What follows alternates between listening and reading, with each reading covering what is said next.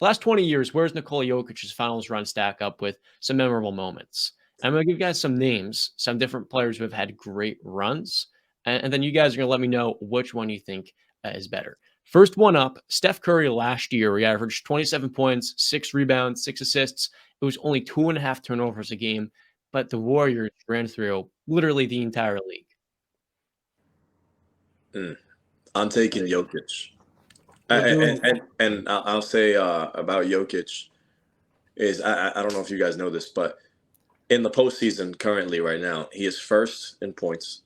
He is first in rebounds. He is first in assists. No player in NBA history has ever done that, has led all 3 categories. So I think got to start, putting a little bit more respect. And obviously he has to get the job done now and get the ring. But yeah, I got to say Jokic. I think he's on another level right now that we haven't seen for a very long time. We're talking just NBA Finals run, right? Not the entire playoff run. We're talking the entire playoff run. The entire playoff run. The finals run is you go to the finals, so yeah, that's included. Okay, I thought because when you say finals run, I thought you mean like what they're doing in the finals. So what was Steph's numbers for the entire playoffs last year? 27, 6, and 6 on 46% shooting, 60% true shooting. Yeah, I would take Jokic's. I think he's having a better run right now. I think Steph last year, dominating the Celtics in Game 4, taking over versus the Mavericks and Luka. They beat Luka and Brunson in 5 games. I think it's actually a lot closer than people think, but Jokic, again, has done this against 3D boys. 2020, Anthony Davis versus Nikola Jokic in 2023. What playoff run is better? AD in the bubble to kind of jog people's memories back because he was the best player in the world at the time. To some people, he had averaged 27 points and 10 rebounds, 3.5 assists with 2.6 steals and blocks while shooting 57% from the field and 67% true shooting. I'm still taking Jokic. Who did Giannis have to go through? Giannis went through Phoenix. This is AD. 20. Oh, this is AD. Oh, we're talking AD. Yeah. Oh, this is the bubble run? Yeah, it's the bubble AD. Yep. Oh, we went further, but my fault. No, yeah, sorry. So who did AD have? They went through Portland in round 1. Yep. They beat them in 5. The Rockets in round 2, and then the Nuggets in round 3. They beat all of those teams in 5 games. Jokic. Because I would say it was more LeBron, if I'm going to be honest, that year than it was AD. Yeah, you can make the case. This is tough because Anthony was I know I joke about it. He was the best defender in the world, and he was a 27-10 guy. I know what Jokic as a playmaker is far superior, but I think it's neck and neck here, and I just favor Jokic's passing. So a 27-10 is nice, but this dude's throwing up 30, 20, and 10. It's I don't really think it matches up. I get what you meant. This is not to discredit Anthony Davis's run at all, because it was probably the best version we've seen of him in the last couple of years. No doubt. He was shooting 38% from 3 on 3 attempts as well. So he was also stretching the floor and hitting the game winner, especially versus the Nuggets. And I think it was game 2 or 3. So he was hitting the clutch shots. He was unstoppable. I remember PJ Tucker guarding him. I'm like, what are y'all doing here? Come on. You don't have anyone that's bigger than 6'4" to guard this man. Yeah. And maybe, that's the thing. I think Jokic just had a tougher pack of opponents. So 2021 Giannis, I skipped over him. In 2021, Giannis averaged 30 points, 13 assists, 13 rebounds, and 5 assists while having the memorable 50-point statement in Game 6 versus Suns. I take Giannis on this one. I think really, I think what Giannis went through to get that team that title, it was an insane run. Went through the Nets, took out the Suns. It was just an incredible run by him, man. He dominated, and you know what? To say that he did it without really having a true superstar as his number 2, Chris Middleton. I don't know if you guys look at him as a superstar. I don't. No. But to do that with really no 1B next to him, I think is something that stands out, especially because we were coming off of a time where all these super teams were happening. So it was refreshing to see a guy really just take the lead. Yeah, I got to be honest with you. Um, I would take Giannis's run as well. And now, like, you can bring up the Atlanta Hawks series was kind of more of the biggest cakewalk of both guys when you look at both playoff runs. Um, they did sweep Miami in 4. They shot incredibly well that series. That was the Bryn Forbes series. But that run by Giannis, especially in the finals. I'm looking at his numbers: 35, 13, 5 assists, almost 2 blocks, a steal a game, only 2 turnovers. I know he only made 66% of his 3 throws, but we know in game 6 he made 89.5%, 17 of 19, and he was shooting 62% from the field. I think that was I would take Giannis for that, especially because one, what Justin said about Chris Middleton. I do believe Jamal Murray is better than Chris Middleton. I think Jamal Murray historically will be remembered as much better than Chris Middleton.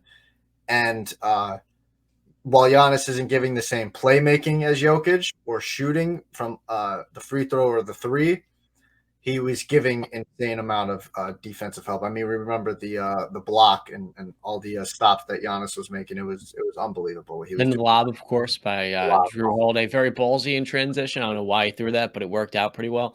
I don't know. Because Giannis. Maybe this is a Ron take here, but I think Anthony Davis's playoff run was just as good as Giannis the following year. I think they're on the same exact level. Giannis's competition was tougher. Like you said, Brandon, he swiftly dealt with Jimmy Butler. And then afterwards, he outplayed Kevin Durant. But like KD had no one on his side. Trae Young got hurt. Giannis missed 2 games. And he really only played 3.5 in the conference finals. I think it's really just it's tough to say it was just the first and fourth round of the playoffs being the finals. But I feel like what Jokic has done versus again, Devin Booker and Kevin Durant, who many people had favored. I don't agree with them, but clearly they're pretty damn good if people had them beating the Nuggets. And then last round, LeBron and Anthony Davis, all people could say is, well, if Brown could stay healthy, and the fourth quarter of games, Jokic was the best player on the floor night and day. Yeah. And I felt like that was my biggest takeaway. Hey, look, this is AD in his peak form, right? Defensive player of the year. LeBron had himself like 30 points in the first half of game 6. Or sorry, I forgot they got swept. So game 4. And Jokic still was outplaying them. So I would go with Jokic over Giannis here. But I actually think if I'm ranking these 3 runs, I would have Giannis at 3, Anthony Davis in the bubble at 2, and Jokic at 1 personally. Yeah, I wouldn't because I mean, Not even Kawhi. Oh no, he's talking just the last 3. Yeah, we haven't gotten to Kawhi. I would just say that AD had not Giannis. AD had LeBron and Giannis had Chris Middleton. So that would be another caveat in Giannis's favor. Caveat, just flower. 2019 Kawhi Leonard. There he is. One of the most underappreciated peaks. I think Brennan would agree. Averaged 31 points in the playoffs, 9 rebounds, and 4 assists as the Raptors, well, they ended what would have been a 3-peat. It was the second time Kawhi Leonard's done that in his career after one of the greatest shots, I think, ever in playoff history, Game 7 versus Sixers. And that was what led them to the conference finals where Kawhi and Giannis was able to really shut down the Bucks, and it gave teams a blueprint for how to defend Antetokounmpo. I'll take Kawhi.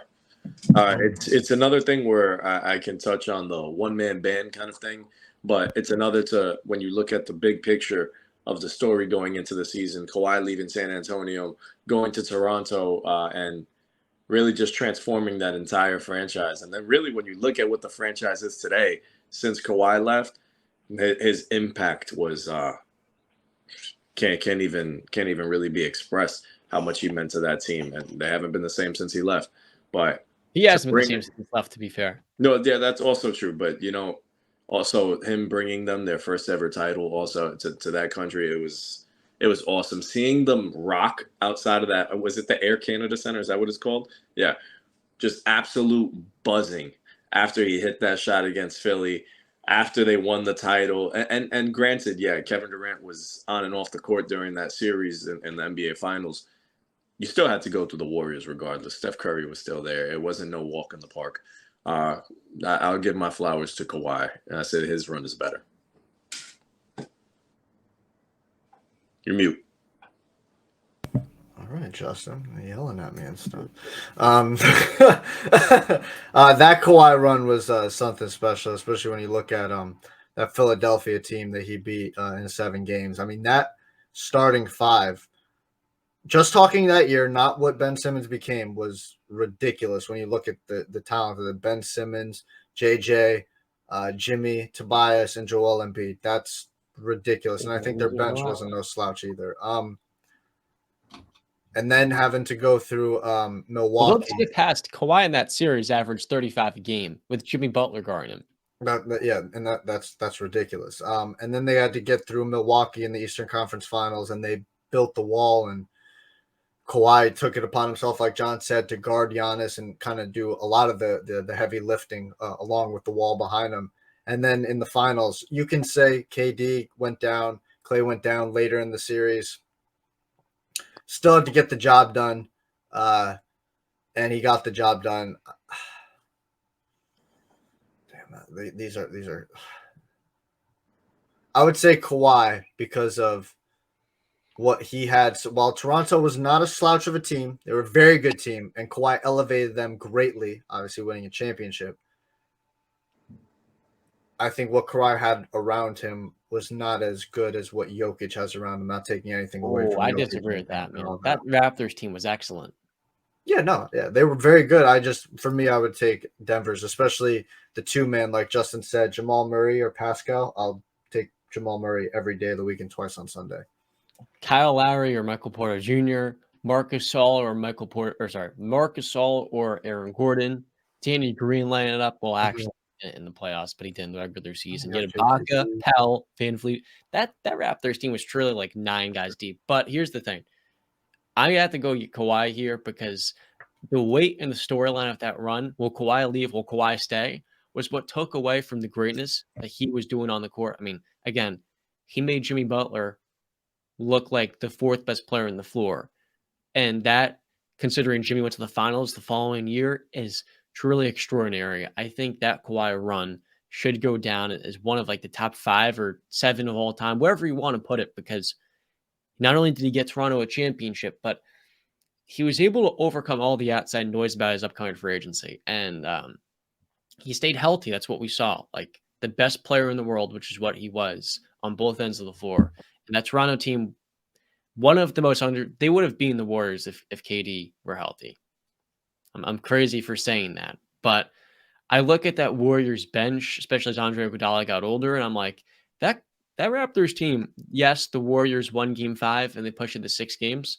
They were built to defend Golden State, and at the same time, they had all of the shooting to match them as well on the offensive end. Kawhi was, I think, at that point better than KD, and while Steph is Steph, the Raptors did as good of a job as any team has. So that's my hot take. I might be wrong. I will change up what I said, listening to you talk and really thinking about it. In totality, yes, I agree with you now. The Raptors team was better than Denver, really thinking about it. But I guess what more I was getting at was Jamal Murray versus Pascal, the 2 guy. That's fair. You know what? I might have been pushing the word that. Because KD and Steph is the greatest duo of all time, or the best duo of all time. I should say not the greatest. But they were good enough to beat the Warriors if they're healthy, I think. Mm-hmm. So the next one I've got for you guys is LeBron 2018. This was actually his best statistical run, where he averaged, 34 points, 9 boards, 9 assists. Stop you there. No, because I will not take a guy who's run, ended in a loss, is not going to be better if Jokic ends up winning, obviously. It's no. Can't have it. I have to agree. What a run. A phenomenal run. I can't have an L at the end of that. Can't have it. LeBron got swept. Not just he didn't want a game. Yeah. Well, he should have. Which was right. Which was going to happen. Everybody knew it was going to happen. It was overmatched and everything. But I can't put up that run and be like, "Yo, look at this run." But here's the context. Like, LeBron carried the second worst defense in the league to the finals. yeah, I mean, I'm giving them that. They were outmatched in the finals. I'm giving them that, but you still ended in a loss, and I can't put that, especially when there are other runs that you can look at, and LeBron won at the end of it. Yeah, we're comparing a bunch of runs that ended with the cherry on top, and then we bring in one that ends in a clean sweep. Now, granted, he probably should have won at least one or two of those games, but Game one. He had nothing behind him. He Yeah, had nothing behind him. Literally nothing behind him. So I mean, I love LeBron, so I would love to lean in that way, but you just can't because they did lose. Now, if we're talking LeBron when he came back 3-1, then we can have a conversation. But I think we're about to have that conversation. Yeah. His only teammate that shot 45% in that series was Tristan Thompson. Everybody else shot 40% or worse, minus Ronnie Hood. So 2016 LeBron James averaged 26 points, 10 rebounds, and 8 assists. The greatest comeback maybe in the history of all sports in North America, while being one of, if not the best defender on the court at all times. Take LeBron. You beat the greatest NBA team of all time statistically, and the greatest comeback in NBA history. Also, and like I said with the Kawhi thing, you have the context behind it. Coming back home and winning one for your city, it was an insurmountable run. And granted, Kawhi Leonard was not Kawhi. Kyrie Irving played such a big role in it too. So it wasn't just a LeBron show, but LeBron definitely just put the world on his back. He put Cleveland on his back. That whole city. Yeah, I'd say I co-sign LeBron. I mean, what was it? Game 6, both guys scoring 41 points. Yeah, I agree. You going LeBron? Maybe the greatest finals run. Here's the thing: pick a side. Shout out to them. We do a blindly ranking finals thing, and they had LeBron without knowing the next two guys put at third, and they're okay with that. I'm like, are you serious? Like, this is the best finals run I've ever seen in my life. Mm-hmm. I've watched Kawhi in 2019. I've seen Jokic this year, Kobe Bryant in 2010, LeBron in 2012, where he got his first championship. But nothing is quite at the level of peak LeBron James chasing you in transition. And then on the other end of the floor, running the same exact play over and over again. And in spite of you having Draymond Green and Klay Thompson and Andre Iguodala, who is a finals MVP, you could do nothing to stop him. That, to me, is unbelievable. And I don't know if we're going to see a player at his peak that great again. I mean, there's no he ran through the Raptors in 6 games, and he was toying with them after sweeping the Hawks and the Pistons in the first 2 rounds. I forgot the Pistons made the playoffs that year. But I mean, let's not bring up the run to get there, because the run to get there really diminishes the value of that, because those teams were complete. The East was always weak at that time. Yeah, like, let's just keep it to what the finals run was, because that's pretty fair. I already do 2022, Steph. I felt like when you're comparing that to his 2015 playoff run, it was maybe a little bit better. So 2015, Steph, 28 points, 45% shooting from the field, 6 assists. Would you guys still go with Jokic there? I would. Yeah. Okay, and the last one, shame he didn't get the Finals MVP, but yeah, because he was. The last player I have for you guys is 2010 Kobe Bryant, 29 points, 6 rebounds, 5.5 assists. Obviously, came back from down 3-2 versus Celtics in Game 7. I've got it right behind me, the poster of him finally getting sweet victory on Boston. What round would you take here? Kobe, because if I'm not mistaken, who'd they have to go through, John, to get there? They had to go through the Spurs? Let me pull it up real quick to make. They have to go through the Spurs and the Grizzlies? I think. They definitely had to go through one of them. Those Grizzlies. They went through, actually, you're thinking of... Is that his... Well, no. He actually never played the Spurs in 2009 2010. 2010, he beat OKC in the first round. That was really okay. He swept the Thunder in the second, and then he beat Steve Nash in his last playoff run in the third. Oh. So he didn't play... Interesting. I think Kobe. Yeah, I would take Kobe. But I guess I was thinking of the other run with Kobe. That might have been when Boston won the championship and Kobe had to get through. But yeah, I would take Kobe. You Yeah, think no, about the you're right. people that you're playing Surprisingly. on the other side. You got 3 Hall of Famers on the other end that you got to go up against. And granted, they're in their mid 30s at the time, but they got to the finals for a reason. They just They went. had Rajon Rondo, Rasheed Wallace, Tony Allen. They had probably one of the best teams of Yeah. all time. He was I going up don't want to against. hear, that they got old. That's like the same narrative as Jordan when he beat the Pistons. Like the Pistons were literally in the finals the year prior. I don't want to fucking hear they got old. So Nikola Jokic is having an all-time finals run. He's having a historic. I would say, I'd probably say it's gonna. I mean, if he wins, I think it'll be top 10 probably all time. Especially what numbers he's gonna put up because he's putting up insane. I mean, last night was just incredible what he did. But if he continue, which I expect him to continue putting up these type of numbers, it's gonna be ridiculous. I mean, anytime everybody says this, right? Anytime you hear a guy breaks Wilt Chamberlain's record, a record that Wilt Chamberlain held, you go, yeah, there's okay. Jokic does it every night, and he hasn't even seemed to care. Yeah, I would say Jokic is definitely implanting himself as one of the greatest postseason performers of all time. You want to know? Not just even with this run. He's been good in the postseason all this time. If you just stack the numbers all together, but this is just the beginning of what could possibly be. And I would float the question right back to you guys. This Denver team is so good, they can repeat if they win this one. They have the roster to do it. I think I just want to say